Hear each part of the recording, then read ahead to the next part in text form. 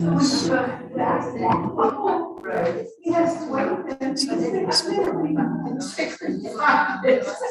let me ask those around.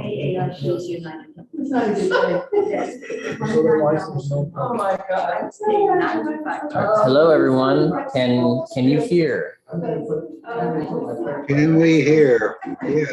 I Give can us a hear. wave if you can hear. That's fine if they'll take it that way. Okay.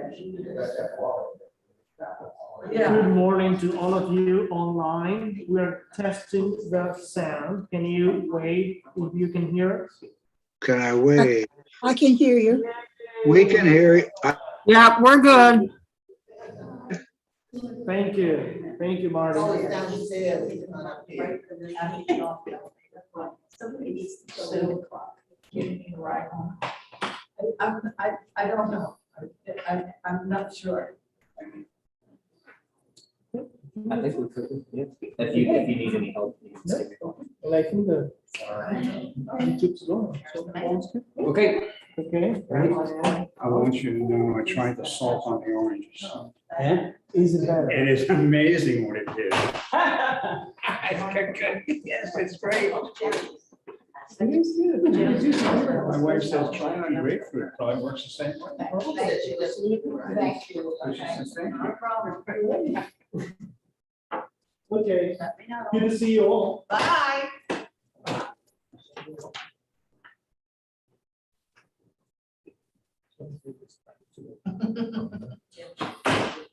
Everybody online is going to be online.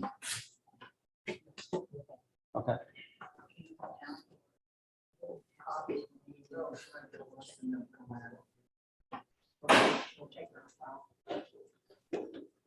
Hi, online people. It's Father Tom. I'm glad that you're here and we're going to get started. Just, FYI,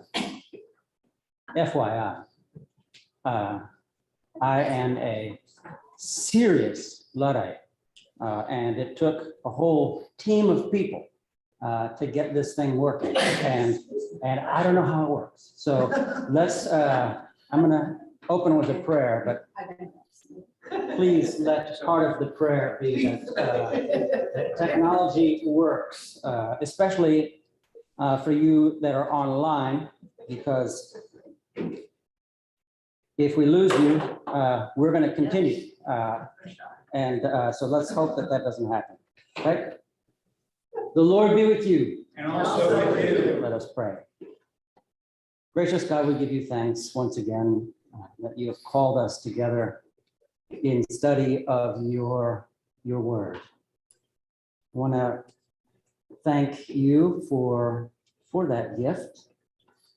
I want to thank you for the gift of the team members that have helped us with technology today, and we just ask that that you will bless us in this task today. And let's just say amen. Since Amen. Don't push your luck, right? Right. Exactly. We're gonna have a yoga display here. Oh, Yoga's after this. That's right. all right. So we are, as I understand it, and you're going to have to tell me, but as I understand it, we're on chapter 9 of Nehemiah. Yeah. Right, there's only one person sitting here. Everybody okay? All right. Yes. So why don't you guys bring me up to speed about what you learned last chapter? Oh, don't do that to us. Oh, here's such, thank God. Answer. This is the man Oh, who here's knows some. the answers to those kinds of questions. Just one chapter. Someone sitting there. Oh, in chapter 9? No, chapter 8. Chapter 9. Oh, chapter 8. What happened? Because it was Ezra presents the law, scribe, and the law is read, and it's heard. yes. And then what? Oh, that's as much as my notes say. The feast and, That's it. That's what I want to get to. The feast. that's right, the feast and the tabernacle is restored. Yes. Right. So Ezra got everybody together. Right? Yes. And is kind of the first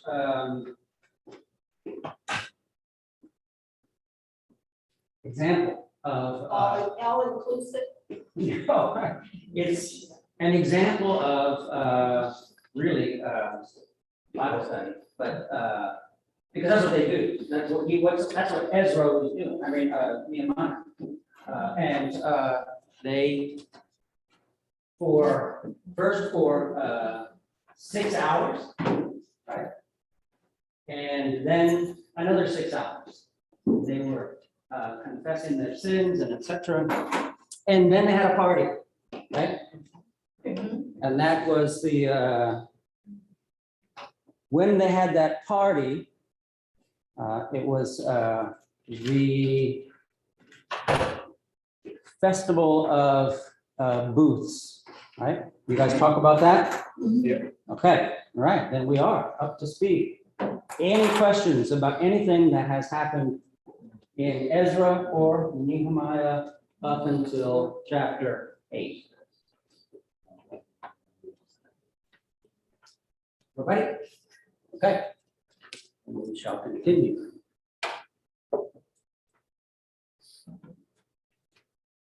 Okay.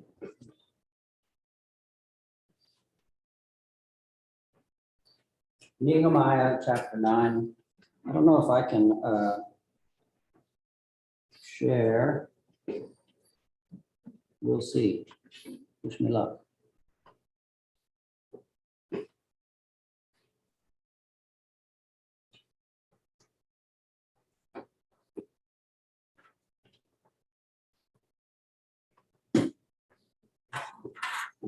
Anyways, I'm just going to continue.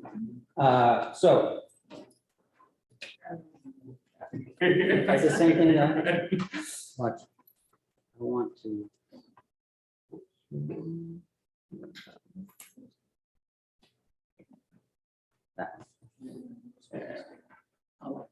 Okay, perfect. All right. So on the 24th day of the same month, the Israelites gathered together. Now we're fasting and we're wearing sackcloth and we're putting dirt on our heads, and it's a sign of what? Did somebody say something?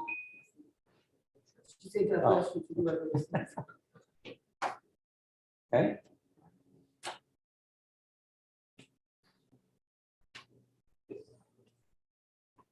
I don't know what this is.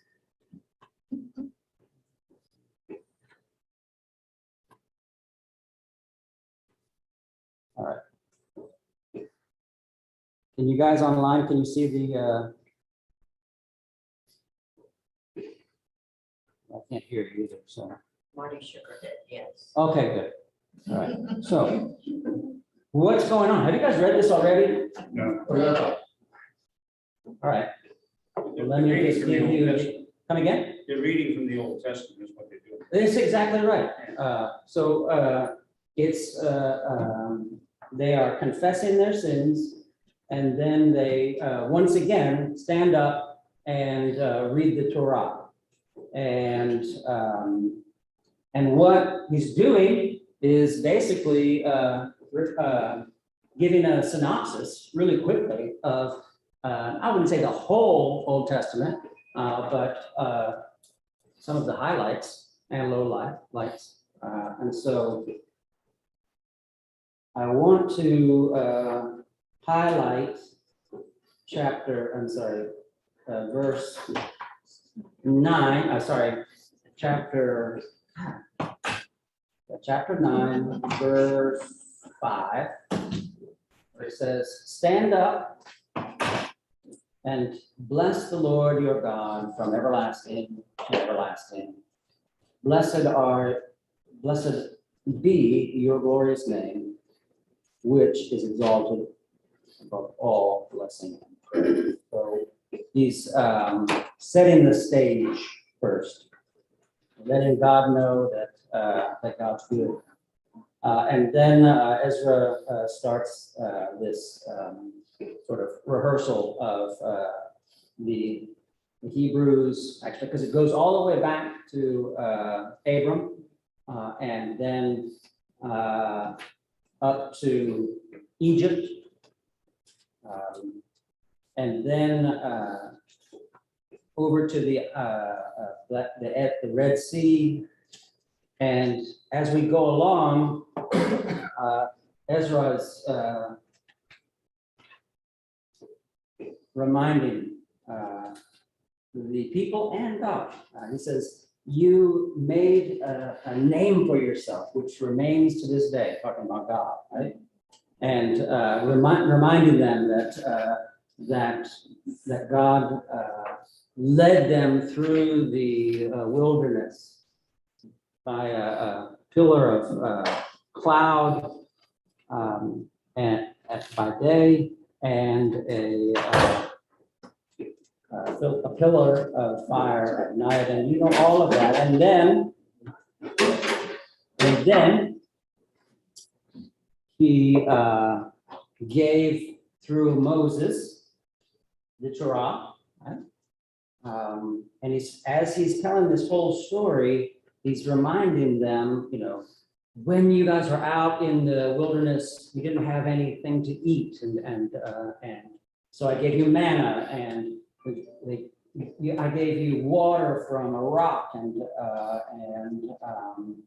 that was the reason why I was. I just want to move around. Sorry.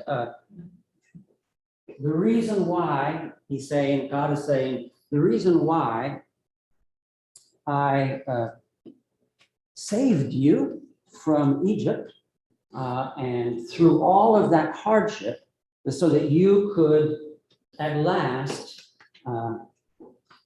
take possession of the Holy Land, right? And the Hebrews or the Israelites, what they do? They took it. Well, Joshua. yes, They but did do go it. back a little bit, at least in this story, right? He basically the people, they use a phrase, stiffened their necks and did not obey your commandments, right? I've just recently rescued you through Moses and Aaron, right?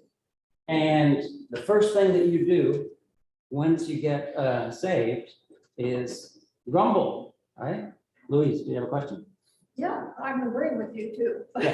Grumbling is what we're still doing, Yes. but my Bible says at the beginning of 9, the ceremony of atonement, so it's making me think about Yom Kippur. Yeah. Is it the same, is this reading of the history of the covenant of Yeah. God all the way back, is that the same as what happens? on It's a Yom great Kippur? question. And I wondered about that myself. I don't know. I can tell you that the month, the 7th month in the Jewish calendar is right, that's what we're talking about. And so it's first goes Rosh Hashanah.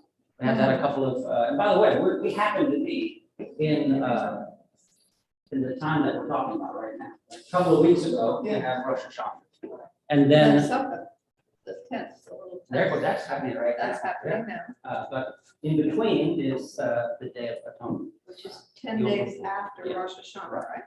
Yes, Okay, and so it's. this kind of might be it. Yeah, could be. Because I don't know what they do. I mean, I know it's a time of review, life review Yeah. and confession and repentance, but this is what this sounds like, the whole Exactly. story. So I don't know if this is what Yeah. Jews today pray. Or I don't know either, but it's a really good question, and I think that you're on to something. And I think that you have the right. In the Jewish tradition, during this time, anybody who feels they have offended somebody else can make a phone call and say, they want to call and Yeah. apologize. Yes, that's true. But I like It's it. also really, in my understanding, and obviously I'm not a rabbinic Jew, so I don't have a lot of understanding about it, but my understanding is that Yom Kippur is more about the sins of the society, the whole of the people of God. There's a component of, one-to-one forgiveness and restoration. But it's not just that. That kind of reminds me of Jesus's love God and love your neighbor. So in the sense of atonement, what he was saying is the Jews do this. They have this day of atonement for their own failings against Jewish law, but they're taking it to the next step to one-to-one. I must admit, I only had one phone call in my life from a very, not a Hasidic Jew, but a very religious one Uh-huh. of all the Jewish people. Like, so obviously I offended many, but nobody else bothered. But you did get a phone call. I did get it. Yeah, that's great. Otherwise, I would not have known anything about it. I want to highlight, let me see if I can find it here on verse 17, because one of my favorite verses in the whole Bible. Let's go back a second. They stiffened their necks and did not obey your commandments. They refused to obey and were not mindful of the wonders that you have performed among them. But they stiffened their necks and determined to return to their slavery in Egypt. Now, this is the point. But you are a God ready to forgive, gracious and merciful, slow to anger, and abounding in steadfast love. And you did not forsake them. So this theme continues of Ezra sort of going back to the story. 40 years you sustained them in the wilderness so that they lacked nothing. Like put this thing, their clothes did not wear out and their feet did not swell. And then Hutch got us to the point where they took possession, right? They took possession of the Holy Land and from foreigners. And so that's the theme now, possession of the land. And so I'm just moving quickly through these verses, and now I'm on verse 25 or so. So they ate and they were filled and became fat and delighted themselves in your great goodness. Nevertheless, they were disobedient and rebelled against you and cast your law behind their backs and killed your prophets. And so, and you know, these themes just keep coming up. When they become disobedient, then what happens? Pardon me? Well, that's He punishes yes, punish. Yeah, sometimes it means that they're killed, but hopefully it's not that harsh. But it's they suffer, right? Because they're not following the law, right? They're not keeping the Sabbath holy. And all of the other really big commandments. And the story of ancient Israel is one of election. God calls out certain people and gets people to follow the leader into what God has ordained for them, right? And every time they mess it up, right? And they're doing the same thing again. They keep messing it up. Do you have a question? Or no? Okay. All right. Yet they acted presumptuously and did not obey your commandments. They sinned against your ordinances by the observance of which a person shall live. They turned a stubborn shoulder and stiffened their neck and would not obey. Okay. If we go on, questions? Comment. Yes, please. It seems to be a recurring theme, not just in Judaism. It's a recurring theme in Christianity. It's a recurring theme, just general history. That people never learn, or don't seem to learn from their mistakes. And if they did a good job of studying history, they probably might learn a little better. But some people study it anyway, they still don't get it. Yes, and you're right. And it's the question then is for us who are under the new, what's the difference? I'm kind of getting ahead of myself, but I think we'll be able to finish this whole book today and then ask that question, that same question. Stop. It occurs to me that because this is written sort of after the fact, that they blame God. In other words, they came into possession of this land, you killed everybody, turned it into your own.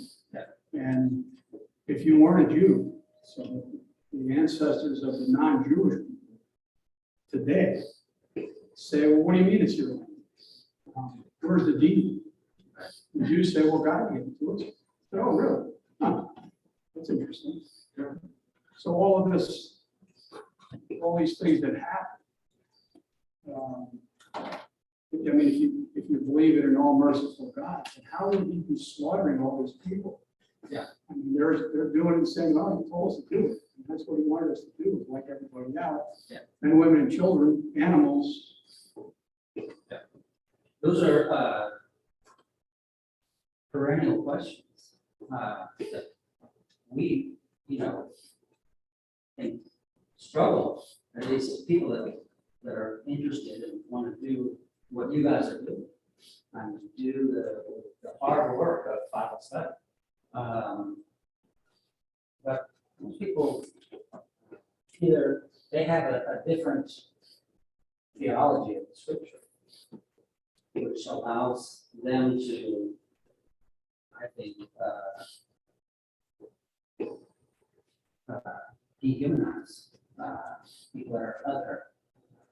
So we have to find, at least for my part, just as a Christian person, I've got to really struggle with this idea that God is for wholesale slaughter of different, what we're talking about here is Holocaust. In this case, the Ammonites or other Middle Eastern tribes. That's still ethnic cleansing. I mean, it seems like you could subscribe to them being God's chosen people without having to slaughter people. Right? There seems to be a middle road that you never Yeah. took. And I think outside of the word for word sort of literal understanding of how the people of Israel came into the Holy Land, what archaeologists would say, and Bible scholars are more gracious understanding is that what really happened probably is that the Hebrews came in and they, over time, they mixed together and they, over time, as the Hebrews of the Israelites supplanted by assimilation. That can be blasphemous in some circles, but if you just read even on Wikipedia, what happened, how did the Israelites come to possess the Holy Land? There's one story from the Bible, and then there's a different story if you look at biblical. And those questions are still out there. They just, we don't know. We're just making educated guesses about that. But for my part, I can't worship a God that does ethnic cleansing. Yeah, please. One way I deal with this kind of conflict, which, how can this slaughtering be in the mind of God, is that I remember we talked about early on in this Bible study about the people of Israel from the very beginning assumed or attributed to God almost everything that happened. Famines, diseases, the whole, right? And I Yeah, not think just, not just the Israelites, but all of them. okay, it pretty much, because science wasn't there, so whatever you saw, you attributed to the God of your favor, let's say, or disfavor in that case. Yeah. So, but I think it helps to understand that and see a difference between the revelation that we have now and this whole story, that sometimes, the Old Testament, that sometimes ends in slaughter. And then it brings us up all this how can this be, and loving God and all that. But I'm thinking, what is the one thing we do today, which these folks did way back, is to blame God for stuff that we started or stuff that we're responsible for, right? So that is a sort of a mix, we're not so high. Who's blaming God for stuff? Oh, well, anybody who doesn't want to take responsibility for, their own choices will say, almost a version of you made me do it. You were a bad mother, or I was in a certain environment and I had to do it. But a lot of people still blame God, seeing God as the punisher. My point is, maybe it's off the wall, but I think if we believe we're made in the image of God, that means we have some of God within us. What is that spark of divinity? I don't know. If we don't feed it, and we're all feeding it here, and there are many ways to feed it, but if we don't feed it, and we find ourselves lost in, space somewhere, following only secular values and knowing nothing of God or church, might we not blame God for that if we believed in God? I think we could. And we worry, how can God cause an earthquake in a church where people, falls down, kills people? We all ask those questions, but I think natural law, illness and things like earthquakes are not something God controls. That's all. Interesting. And God is expecting us, with that spark of divinity within each of us, to develop it to the point that we are active participators in the improvement of the society that we're in. Well, one of the things, it'd be hard for me to say that there's something that's out of God's control. Yeah. But what I would say is that, yeah, you got it. There are some things, many things that we don't understand. Well, certainly if we have a part of God within us, God's in total control of that, because we can ignore it or we can develop it. You're right. Right. Others? Yes, Hush. I'm kind of into recurrent biblical themes. Yes, And good.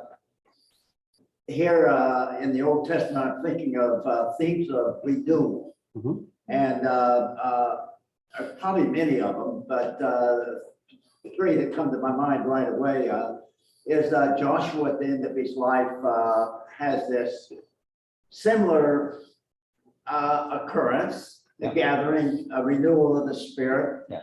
And I think we see this with the reading of the book of Deuteronomy under King Josiah, that again, a huge renewal movement and.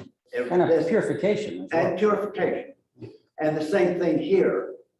And I'm sure there's other examples in the Old Without question. Testament. I just can't think of them right away. But it's a recurrent biblical theme Yes, there are. And or a human theme. I was thinking in, and I can't remember the dates, just that the other in the history of our country.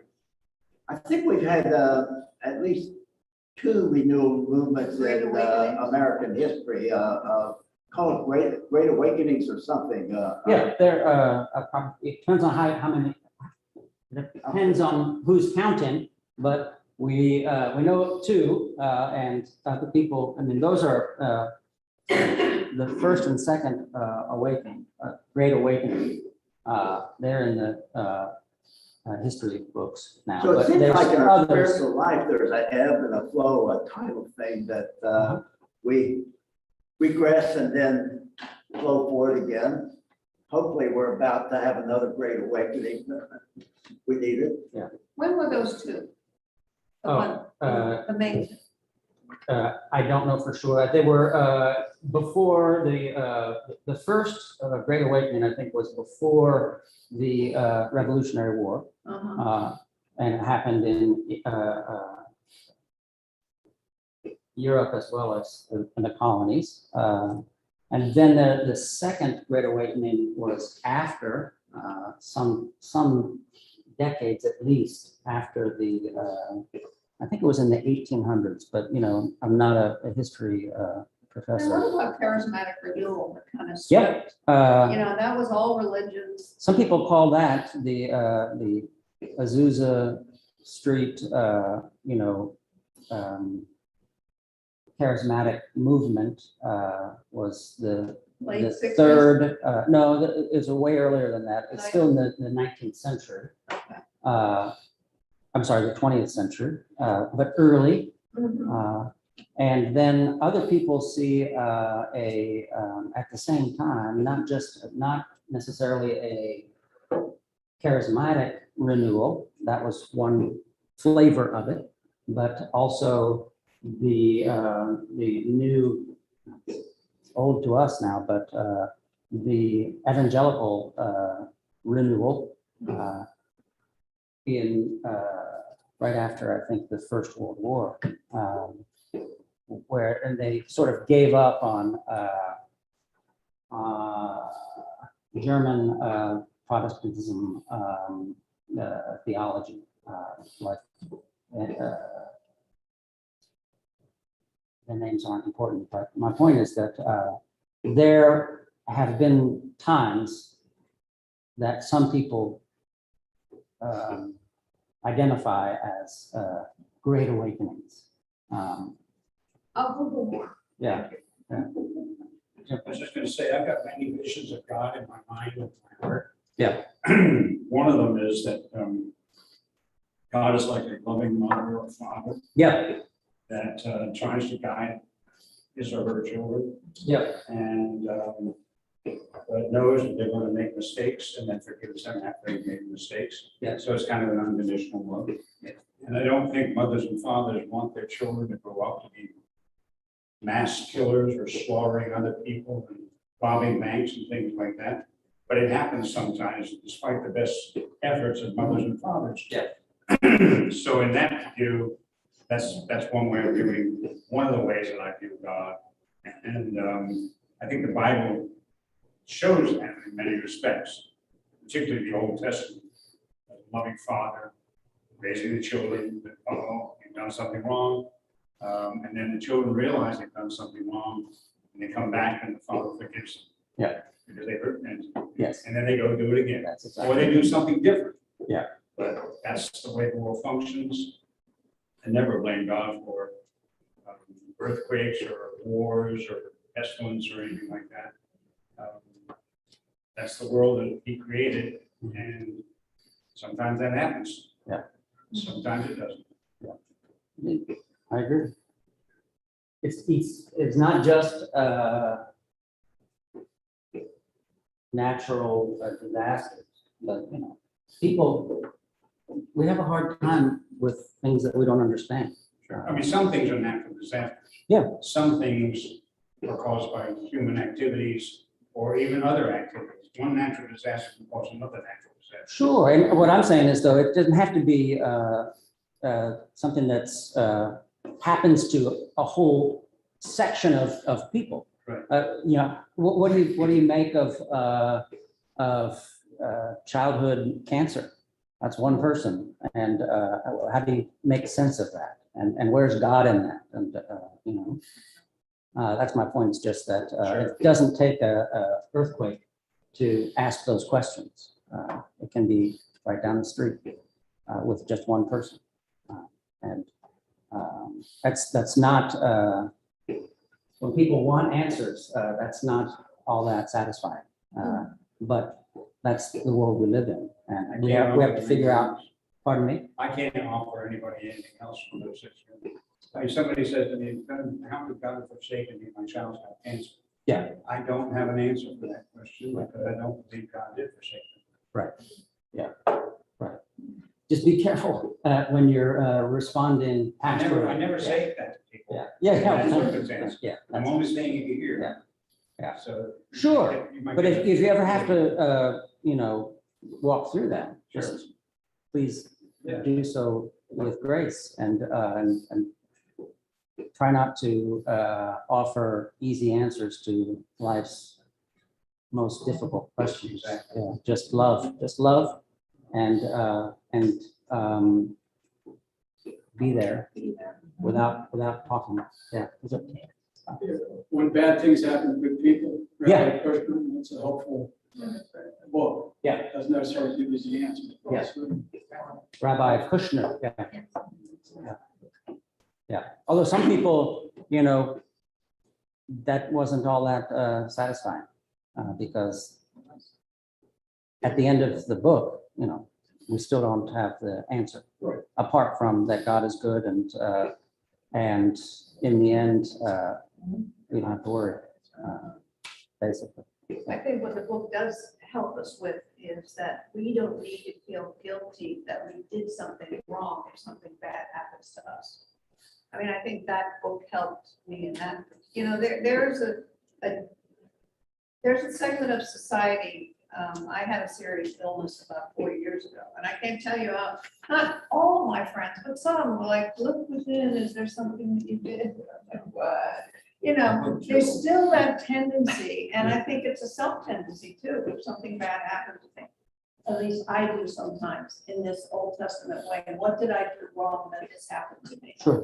And I think if somebody is suffering from that conundrum with a child ill or an illness in the family, is to say, we don't know why. Yeah. But you did nothing to cause this. Yeah. You know? And just as a sort of commercial for upcoming classes, we're going to be, I think in November, we're going to do the Book of Job. And we'll wrestle You're gonna do a class on what? on Job, the Book of Job. Oh, okay.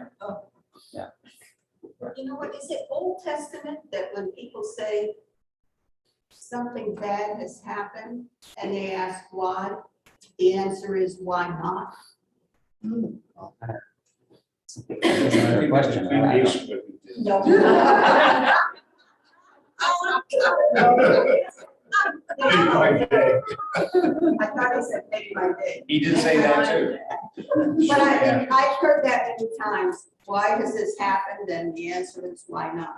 What are you that is so special that you should be without troubles? That's a very Jewish thought. Yes. I mean, seriously. I think so too. All right, let's continue. Otherwise, we won't be able to get finished. We're still on chapter 9. I just want to wrap this up. Someone, verse 33. Can you hear me? Yes. You have been just. It's talking about God. You have been just in all that has come upon us, for you have dealt faithfully, and we have acted wickedly. Our kings, our officials, our priests, and our ancestors have not kept your law or heeded the commandments and the warnings that you gave them.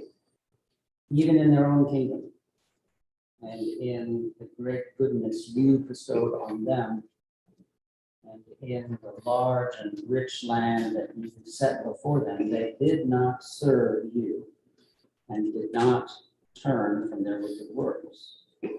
Here we are, slaves to this day, slaves in the land that you gave our ancestors to enjoy its fruit and its good gifts. Its rich yield goes to the kings whom you have set over us, right? So that's the sort of end of the story, right? Of that chapter, right? You were waiting, you were in Babylon in captivity. You were waiting, trying to survive outside of the land without our religion, all of its trappings. And finally, God heard our cries, working through Cyrus. And so the people finally were allowed to come home. And we're, I don't know, 100, maybe 60 or 70 years since the return. And they're still in captivity. What's changed, though? There's something important has changed. Right? They're back in the Holy Land, right? But they're still slaves because all of these foreign kings, principally the Persians right now, we have to take our produce and give it to them. Right? And it's sad. Ruth, did you okay. So because of that, right? He's saying, because of this, this is what we're going to do. We're going to make a firm a firm agreement in writing, because that was the problem before, right? We only had written that down, or we had. And on that sealed document are inscribed the names of our officials, our Levites and our priests, right? And that's the end of that chapter, right? So the next chapter is, we'll go through quickly because it's just basically a roll call of the priests and the Levites and the leaders of the people. We don't have to go through all of them. My favorite one is, I can find it. The tithe to the Levites. What's that? Is that your favorite one, the tithe? No, although I like that.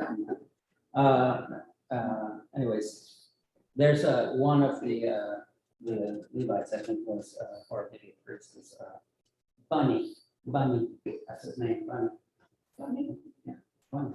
No.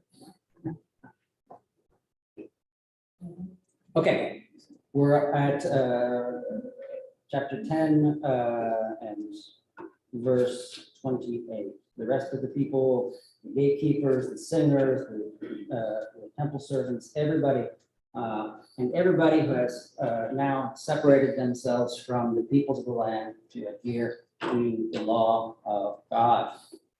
And they enter into this new written contract. And they, by a curse and an oath, they have to now walk in God's law, which was given by Moses, and to observe all and do all of the commandments of the Lord our God, and his ordinances and his statutes, right? And we will no longer give our daughters to the peoples of the other land, and we will not take their daughters as for our sons, right? And if people bring in merchandise on the Sabbath day, right now it's really gonna hit hard on observing the Sabbath. Right? Don't buy, sell on the Sabbath, and goes on, about. We will really, it's the very last verse or sentence of chapter 10. We will not neglect the house of our God. Okay? And what he's talking about here is that all of the things, all of the people, the religious functionaries, the priests, the Levites, everybody that's involved in the purification and the renewal of Israel, they're now on the hook again. And they have to, as a part of their of that renewal, they have to do certain things. They have to, tithe so much for this and so much for that, and because what Ezra and Nehemiah are concerned with is that we have the funds that we can continue our religion. But, everybody's got to be on board. So now it does sound like a stewardship sermon. Everybody has to be on board. And if everybody's not on board, then it's not going to work. Questions? Sorry, I'm using two different computers. So let's move on then to chapter 11. Now, the leaders, if I can.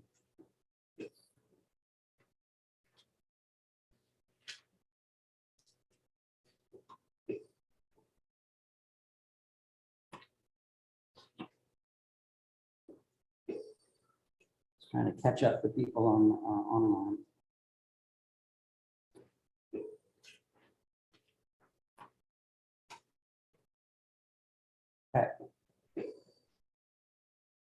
Got a sub screen showing up there, see that brown thing? Great. Yeah, I don't know what to do with it. You can, there's an X there in the upper right hand corner, you might be able to get it down. There you Thank you. go. Now you got another one. Oh, they just keep talking. Just excellent. Was there a question? No? Okay. What they're doing is they're setting up the religion again. And this is just sort of in the weeds, sort of. Now the leaders of the people who lived in Jerusalem. So not everybody obviously lived in Jerusalem. There were lots of towns in Judah or in Israel that were outside, and but they're all a part of what's going on. And really, this is just sort of a genealogy, sort of. Can I ask one question? Yeah, you got it. My Bible has a footnote in it, and I see it's up there, but it's not footnoted. They refer to Jerusalem as the holy city. Yeah, My Bible footnote says that's the first reference to Jerusalem as a holy city in the Bible. could be. And I'm just trying to remember before. I guess that Jerusalem wasn't considered a city, even though they had temple there. They didn't have walls around the city, I guess. Yes, they did. They did. Yeah, that's what I thought. So interesting why they put this in there. Yeah, I can't say for sure, yeah, but it's a good question. My Bible says the same as you, but then it also said the notion itself of the holy city is referred as much older. See 2 Samuel 5:9. Yeah, So if we go back there, then we'll see some reference that answers the question. okay. Just going, these, basically, again, it's a roll call of the different tribes and where their sort of, their little towns are and what they have to, what their taxes, et cetera. And stop me if there's, to me, this is, there's nothing really needed there.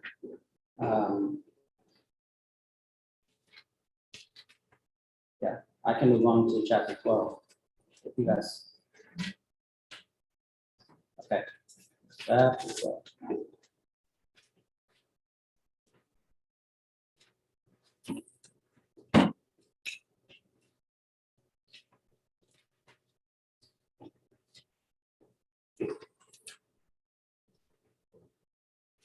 Okay.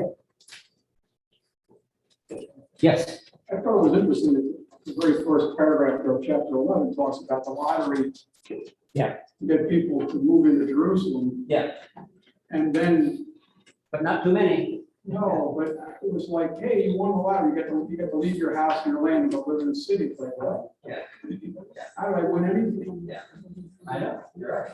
But But they were blessed because they got to live in the holy city. And they're, from way back, the firstborn son, as to that was the guy, firstborn son. And not just the son, but the first goat, the first cow. So it's one way of collecting taxes in human terms. I'm not sure that we consider it a win. That's right. Those who were applied involuntarily. I agree, that's fine. Yes. You get to leave Bonneville, you live downtown Jackson. Yeah. Congratulations. Win the lottery. Just depends on how you spin it. There'd be a point there. Yeah. Yes. Okay, so on chapter 12, we're just continuing with the roll call. And all of the priests and Levites and other leaders and down, then we're talking about in verse 22, as for the Levites, well, actually, what I wanted to say is we're still on this ancestry. And we go all the way down to verse 26. These were the days of Joachim, son of Jeshua, et cetera, and the days of the governor of Nehemiah and the priest Ezra, the scribe. Right? That's really the end of that point, and now we change a little bit with verse 27. What happens next? So the at the dedication of the wall of Jerusalem, they sought out the Levites in their places to bring them to Jerusalem to celebrate the dedication with rejoicing and with thanksgiving and singing. Right? So basically, this section is talking about so they finished everything that they were supposed to do over the last 50 or 60 years. Right? They rebuilt the altar, they rebuilt the temple, they been relearning the law, and they've been rebuilding the home. And now all of that is done. And it's time for the project. And so they divide them up and they go all around the whole ramparts of the walls singing and dancing and trumpets, and it's a big party. And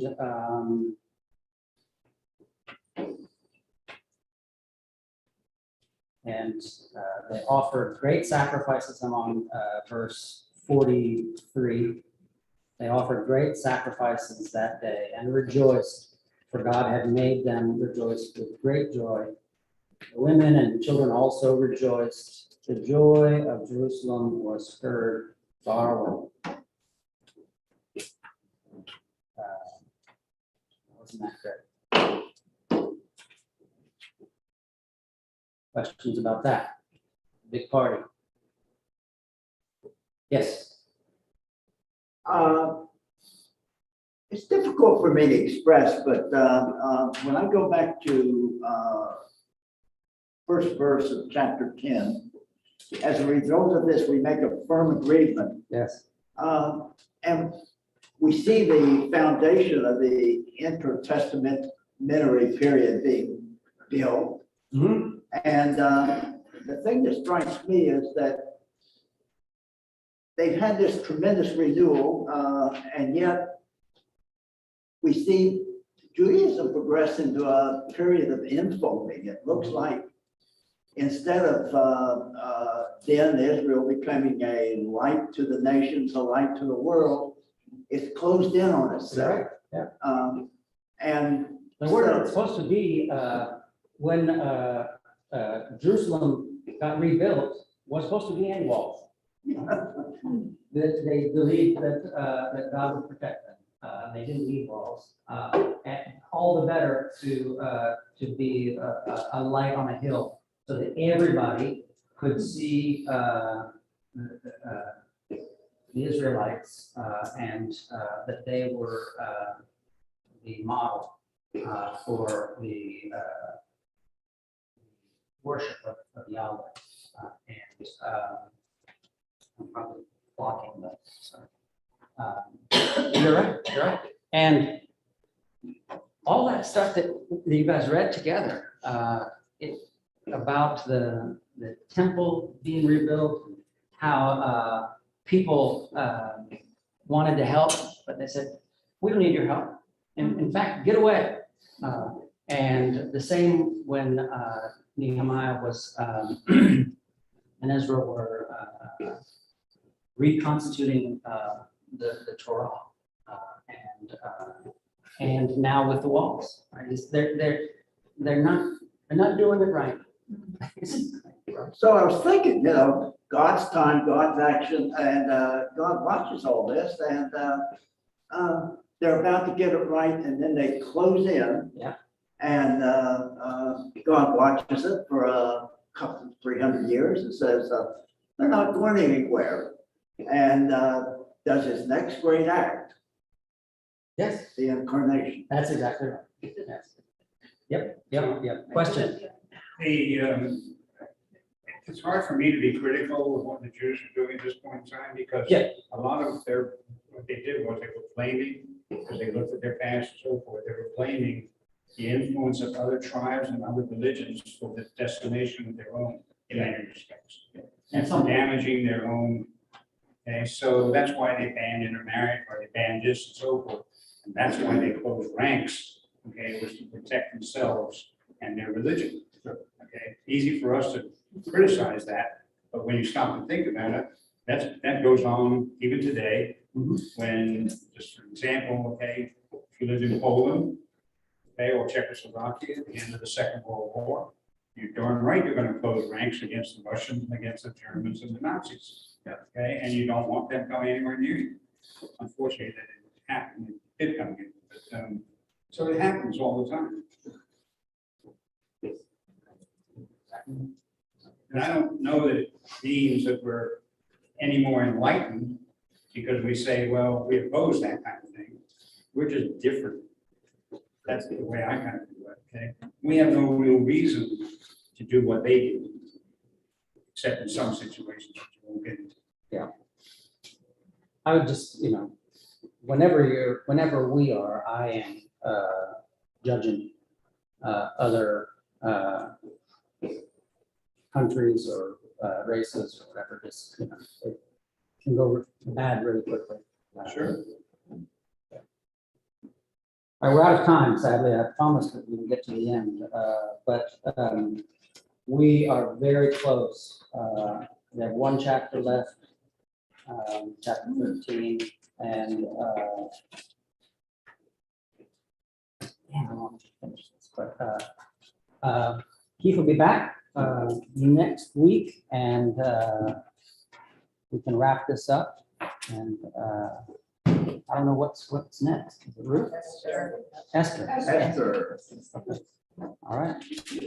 Well, go in peace to love and serve the Lord. Thank you, God.